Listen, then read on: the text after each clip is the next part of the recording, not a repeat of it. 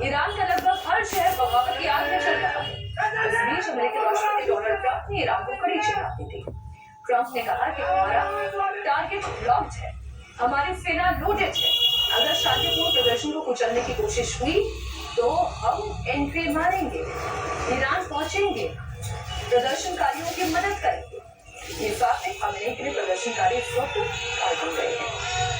कोशिशें भरसक हो रही है, लेकिन एक तस्वीर जो ईरान से आ रही है, और इसे आप सिर्फ ये मत कहिएगा कि ये जेंजी का प्रदर्शन है, क्योंकि लगातार सुबह से मैं तस्वीरें इंडिया टीवी के दर्शकों को दिखा रही हूँ कि वहाँ के बुजुर्ग भी। विजय जी, आपसे इस चर्चा की शुरुआत करते हुए, वहाँ पर जो खामनेई का किला ढहाने के लिए जो फोर्स सड़क पर उतरी है, वो वहाँ की जनता है।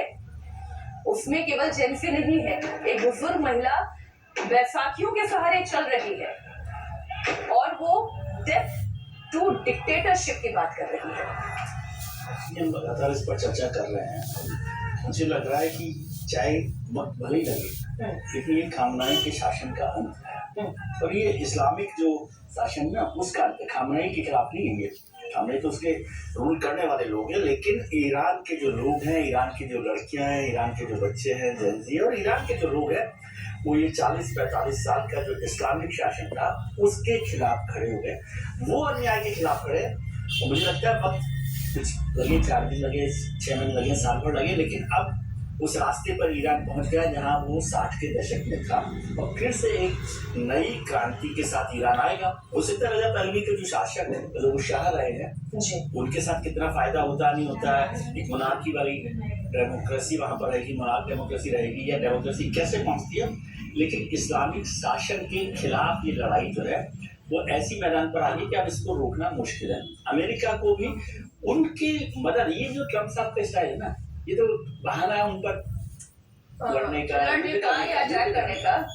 उनको एक सपोर्ट, मोरल सपोर्ट देने की बात है। और मैं समझता हूँ अमेरिका ही नहीं, दुनिया भर के देशों को इस तरह का मोरल सपोर्ट ऐसे प्रदर्शनकारियों को देना चाहिए। ये क्या ट्रम्प कूदेंगे इस जंग में?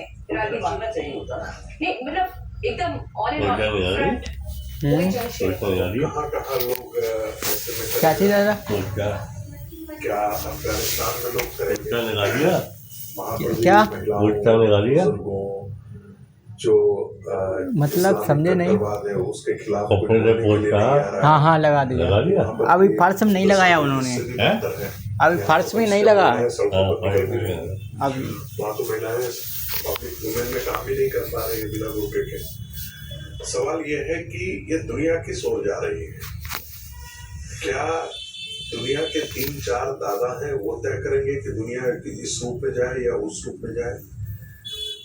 हो यही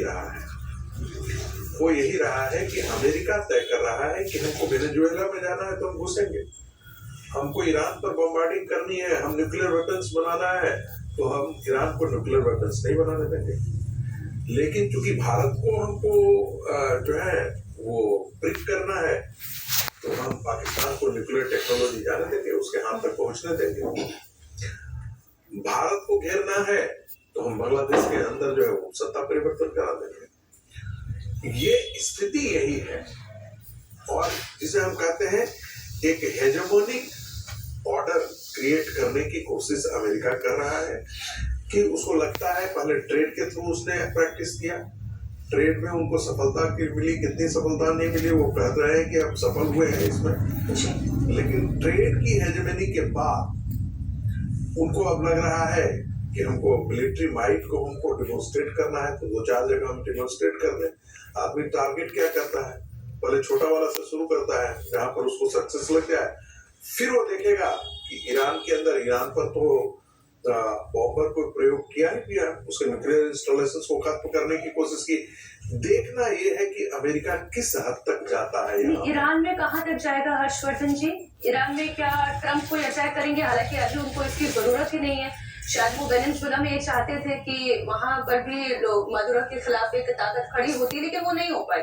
पर यहाँ पर तो मसला कट्टरपंथ बनाम लोकतंत्र का है शायद।